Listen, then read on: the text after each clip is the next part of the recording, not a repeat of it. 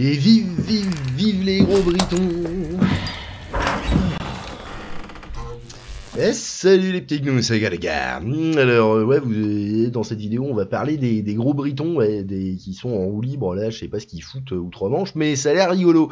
Donc, nous allons commencer avec, commencer et finir avec cet article qui m'a l'air assez long, qui dit « Le Conseil d'Oxford va tester un verrouillage climatique à partir de 2024 ». C'est un article de géopolitique-profonde.com qui date du 2 janvier 2023. Un projet authentique de parquage d'êtres humains. Imaginez que vos politiciens fous de pouvoir aiment tellement les verrouillages Covid qu'ils veuillent les poursuivre indéfiniment. Cela va être testé dans le Oxfordshire en Grande-Bretagne. Le conseil du comté d'Oxfordshire adopte un essai de verrouillage climatique qui débutera en 2024. Le conseil du comté d'Oxfordshire a approuvé hier les plans visant à enfermer les résidents dans l'une des 6 zones afin de sauver la planète du réchauffement climatique. C'est un poisson d'avril ce truc ou quoi? La dernière étape du projet de ville en 15 minutes consiste à placer des barrières électroniques sur les principales routes d'entrée et de sortie de la ville afin de confiner les habitants de leur propre quartier. Si les habitants veulent sortir de la zone, ils devront obtenir l'autorisation du conseil qui décidera qui est digne de liberté et qui ne l'est pas. Bah adieu. Dans le cadre du nouveau système, les résidents seront autorisés à quitter leur zone au maximum 100 jours par an, mais pour pouvoir le faire, chaque résident devra enregistrer les détails de sa voiture auprès du conseil, qui suivra ensuite leur mouvement grâce à des caméras intelligentes dans toute la ville. Le communisme améliorera notre temps. Je sais pas si c'est communiste, c'est peut-être Kim Jong-iliste, mais... Ah de Deuce, putain, oh là là là là, mais c'est Langsoc votre truc ou quoi là? C'est quoi ce délire? Le conseil du comté d'Oxfordshire, qui est dirigé par les travaillistes, les libéraux démocrates et les verts, toujours dans les bons goûts ceux-là, a secrètement décidé de diviser la ville d'Oxford en 6 districts, District 9, de 15 minutes en 2021, peu après leur élection. Alors c'est quoi leur truc? Manger sainement, apprenez, allez au taf, partager et réutiliser, donc tu bricoles tes merdes pour voilà, faites des stocks, ok, enjoyez-vous dehors, soyez engagés dans votre communauté. On les voit, ils sont devant, alors c'est quoi, c'est Hamlet, c'est Roméo et Juliette peut-être, là t'as la maison au milieu, hein, évidemment, et puis alors il y a quoi, il y a prenez soin de votre santé, ah bah ouais, faites vous vacciner, et restez autour, alors je sais pas c'est quoi ça, c'est un parking, j'ai pas trop compris, et restez assis, oui, restez actifs, mangez, bougez, tout ça. Ok, d'accord. Bien entendu, aucun des conseillers n'a déclaré dans son manifeste son intention d'emprisonner les résidents locaux, préférant faire de vagues déclarations sur la façon dont ils vont améliorer l'environnement. Chaque résident sera tenu d'enregistrer sa voiture auprès du conseil du comté qui contrôlera ensuite le nombre de fois où il quittera son district grâce à des caméras de reconnaissance des plaques d'immatriculation. Et ne pensez pas que vous pourrez contourner le système si vous avez 2 voitures, ces 2 voitures seront comptées comme une seule. Ce qui signifie que si vous devez répartir les trajets entre vous, 2 voitures de 50 trajets chacune, 3 voitures de 33 trajets chacune, etc. D'accord. Putain... Ouais, c'est hallucinant.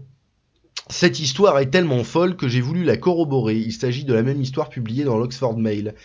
Les filtres à circulation diviseront la ville en 6 quartiers de 15 minutes selon un conseiller municipal chargé des routes.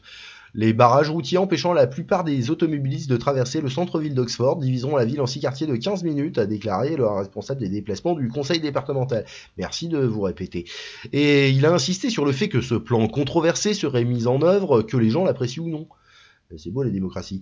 Duncan, c'est pas MacLeod, hein.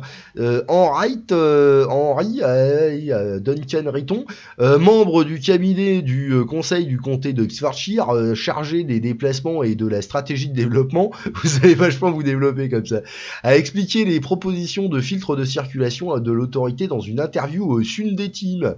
C'est même le Teams, parce qu'il y a un S à la fin. Il a déclaré que les filtres transformeraient Oxford en une ville où il faut 15 minutes pour accéder aux services locaux dans un rayon de marche très court. Les gens peuvent conduire librement dans leur propre quartier et... Ah d'accord, tu peux faire des tours du rond-point comme ça, mais tu peux pas sortir. Qu'est-ce qu'ils sont cons quand même. Et peuvent demander un permis pour conduire à travers les filtres et dans d'autres quartiers jusqu'à 100 jours par an. Cela équivaut à une moyenne de 2 jours par semaine. Le conseiller Duncan Enright, membre du cabinet du conseil du comté d'Oxfordshire, chargé des déplacements et de la stratégie de développement. Il a une belle tête de vainqueur, tiens. L'Oxfordshire et les détails de son concept de ville de 15 minutes inspiré d'Anne Hidalgo. C'est bien, on exporte le savoir-faire, c'est cool ça. L'Oxfordshire est le siège de l'université d'Oxford, l'un des principaux établissements d'enseignement de Grande-Bretagne. Les États communistes, comme l'Union soviétique et la Chine, semblent adorer les restrictions de mouvement et les passeports internes. Bah ouais. Ah, y a pas que, mais ouais. À mon avis, la Grande-Bretagne se rapproche du communisme pur et dur depuis au moins un demi-siècle. Tout ça, bah dis donc. Il était donc inévitable qu'une tentative soit faite à un moment donné pour introduire des restrictions de mouvement à la chinoise pour les Britanniques. Oui, bah c'est Langsoc, hein, là pour le coup là, hein. C'est même plus socialiste finalement que communiste. Hein. Mais bon, à mon avis, les revendications climatiques ne sont qu'une excuse, une tentative de détourner les critiques de leur autoritarisme. Aïe, oh. J'adore écrire que l'université d'Oxford est en colère, que les universités d'Oxford sont indignées par cette tentative de restreindre la liberté des gens, mais jusqu'à présent, je n'ai pas découvert une seule expression d'indignation publique de la part des universitaires. Non, ils doivent être contents, ils font « Ouais, on sauve la planète !» Pendant près de 1000 ans, l'université d'Oxford a été le phare de la liberté intellectuelle. C'est si vieux que ça, Oxford ? Bah dis donc. Un certain nombre de grands intellectuels d'Oxford ont été pendus ou autrement persécutés au cours des siècles en raison de leur résistance à l'autoritarisme.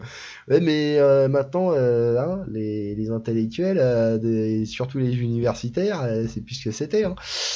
Il est donc incroyablement triste que les héritiers de cette fière tradition soient humbles, si désireux de tourner le dos aux libertés que leurs prédécesseurs ont parfois sacrifié,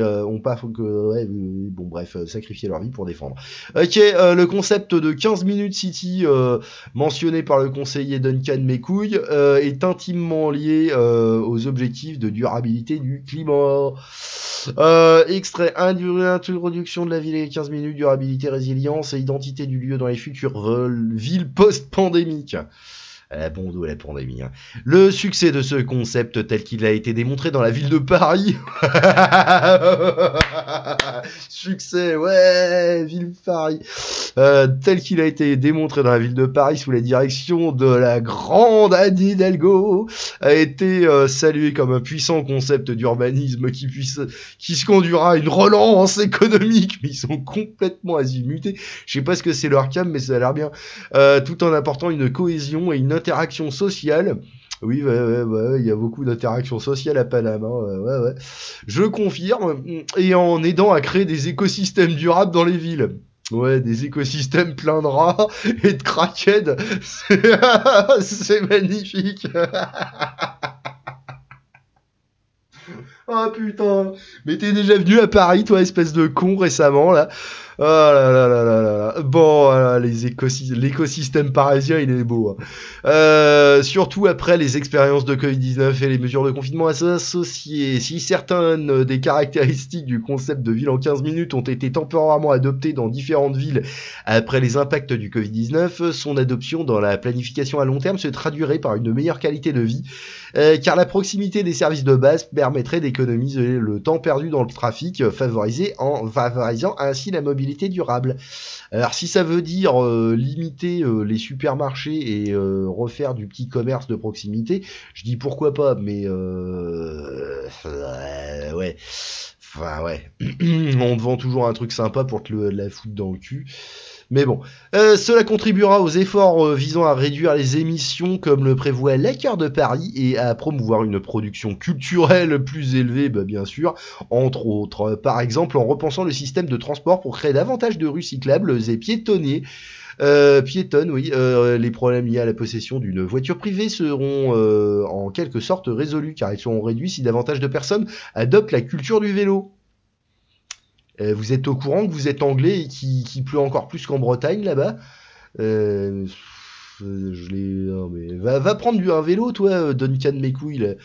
En outre, comme l'exprime Reimer, c'est qui ça, l'adoption du concept de ville en 15 minutes ouvrira également la voie à des innovations numériques plus originales, telles que les technologies de partage de vélos, oui les Vélib, ouais, c'est bien, qu'on retrouve dans la scène accessoirement, qui augmenteront les expériences de haute qualité de vie des résidents urbains. Par exemple, comme l'exprime Gell, 37, c'est ça. Le fait de repenser les villes pour faciliter la marche. Pourquoi Reimer, Gell, ça fait très allemand comme truc. Hein. Le fait de repenser les villes pour faciliter la marche et le cyclisme inspirerait à son tour la création de parcs, de places et de lieux publics au sein des quartiers, et ce faisant contribuerait à combler l'inégalité sociale dans l'accès à ces installations, et mon cul, qui ne sont pas toujours disponibles pour tous dans une ville dépendante de la voiture. Bah voyons. Balkaniser les villes en quartiers plus petits comme les quartiers dans The Hunger Games causera à mon avis des dommages économiques substantiels et réduira les contacts sociaux et la coopération entre les différentes régions des villes qui ont été manipulées de cette façon. L'intérêt de vivre en ville pour les personnes qui le souhaitent réside dans le large éventail de possibilités et de ressources économiques et sociales qu'offre la vie urbaine. Mais comme ils l'ont dit à maintes reprises, les concepts traditionnels de prospérité et de croissance économique ne sont pas les objectifs fondamentaux des Deep Green. Pour confondre et identifier l'ennemi globaliste, revisionner notre entretien avec Pierre-Antoine Plaquevent. Bon, bah ouais, bah si ça vous tente, allez-y. Moi je regarderai peut-être ça, tiens, pourquoi pas. Allez, voilà, bah si la vidéo vous a plu, bah pouce en l'air, sinon 2 pouces en cul, une cloche sur la tête, phagocytage d'algorithme et abonnation. Allez, bisous bisous, à plus.